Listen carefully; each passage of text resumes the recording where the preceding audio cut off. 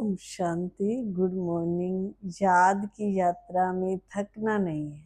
आज बाबा के जो महावाक्य थे, बाबा ने कहा कि मीठे बच्चे, तुम्हें कभी भी याद की यात्रा में थकना नहीं है। थक जाते हैं ना कई बार, कोई भी काम हो, चाहे दुनिया का हो चाहे भगवान का। वैसे तो भगवान के कार्य में कभी थकना नहीं चाहिए।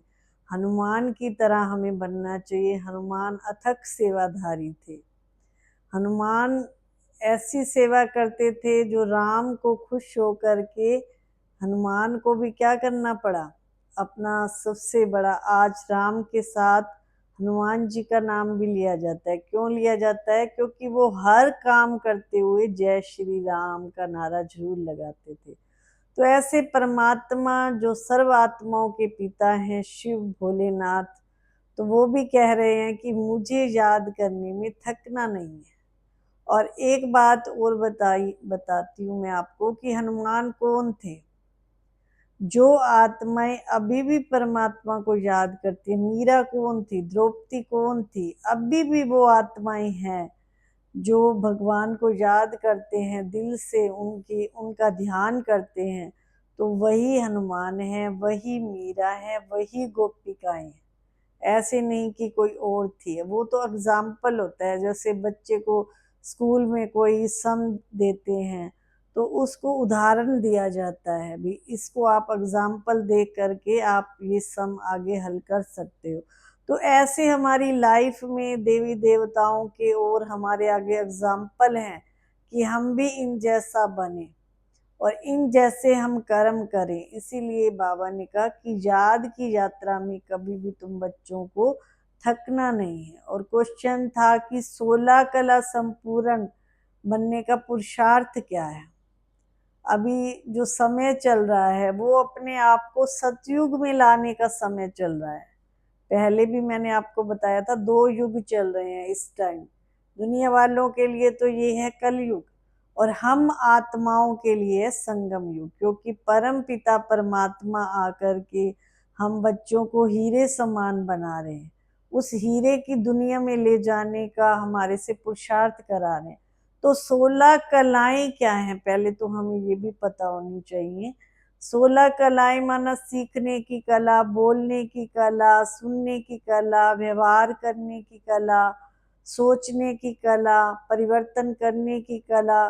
तो ऐसे 16 कलाएं हैं। तो उन कलाओं में से हमें ये देखना है, अपने आप को उसमें संपूर्ण लाने का पुरुषार्थ हमको क्या करना है। बाबा ने कहा, एक तो अपने को आत्मा समझना है। हम घड़ी घड़ी भूल जाते हैं। शरीर का भान तो हमें हर समय रहता है, लेकिन आत्मिक समृद्धि में रहने का हमारे को बहुत पुरुषार्थ करना पड़ता है। 2 बातें जब हम धारण कर लेंगे कि एक तो बाबा को अच्छी रीति याद करना आना चाहिए, दूसरा आत्मा समझना है अपने आप को, तभी हम 16 कलाएं अपने अंदर जो है धारण कर सकेंगे।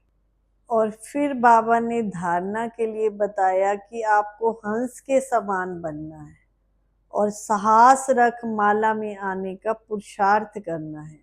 जैसे हंस होता है, किसी की उसके आगे पत्थर और मोती रख दो, वो किसको चुगेगा?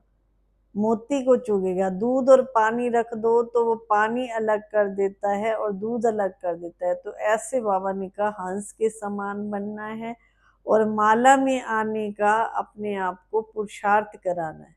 और आज का बाबा का वरदान था, निमित्त भाव द्वारा सेवा में सफलता प्राप्त करने वाले श्रेष्ठ सेवाधारी भव। कोई भी काम हम करते हैं अपने आप को निमित्त समझे। निमित्त माना मैं नहीं कर रहा, जैसे एक सेवा भाव, श्रेष्ठ सेवाधारी बाबा ने कहा अपने आप को समझो। कोई भी काम करते हैं, जैसे हम बहुत थक जाते हैं या कहते हैं कि मैं ही सारी लाइफ यही करता रहूं या कुछ है, तो उस समय अपने आप को समझो कि मैं श्रेष्ठ सेवाधारी हूँ। चाहे घर में भी हम रहते हैं तो घर के काम को काम समझेंगे तो बोझ लगेगा, सेवा समझ के करेंगे तो बोझ नहीं लगता है। तो इसीलिए बाबा ने कहा निमित्त भाव द्वारा सेवा में सफलता प्राप्त करने वाले श्रेष्ठ सेवाधारी भव। और स्लोगन था, शुभ विचार को स्लोगन कहा जाता है। ईश्वरीय सेवा में स्वयं को ऑफर करो तो ऑफरिंग मिलती रहेगी। ईश्वरीय सेवा में स्वयं को ऑफर करो। जैसे कोई भी भगवान की सेवा है, हम ये ना कहें कि मैं ये नहीं कर सकता या मैं ये नहीं कर सकती। तो आप खुद को जब ऑफर करोगे तो भगवान की ऑफरिंग स्वतः ही हमें मिलती रहेगी, यानी कि भगवान की दुआएं हमें अपने आप ही मिलती रहेंगी। जैसे हम कुछ भी संकल्प करेंगे ना, तो वो हमारे संकल्प में भी सिद्धि हो जाएगी।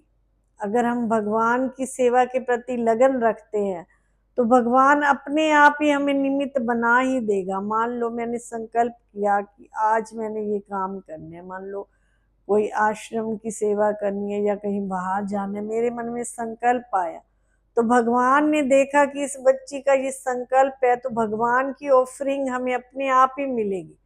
कहना नहीं पड़ेगा हमको कि मुझे ये सेवा करनी है, भगवान खुद ही कहेंगे कि आओ बच्ची, तुम्हारे लिए ये सेवा हाजिर है। तो कितने बाबा हमें रोज अच्छे अच्छे महावाक्य प्यारे प्यारे सुनाते हैं कि अब इन इन गुणों को धारण करो तो आप क्या हो जाओगे। मैंने आपको गुणों का भी बताया,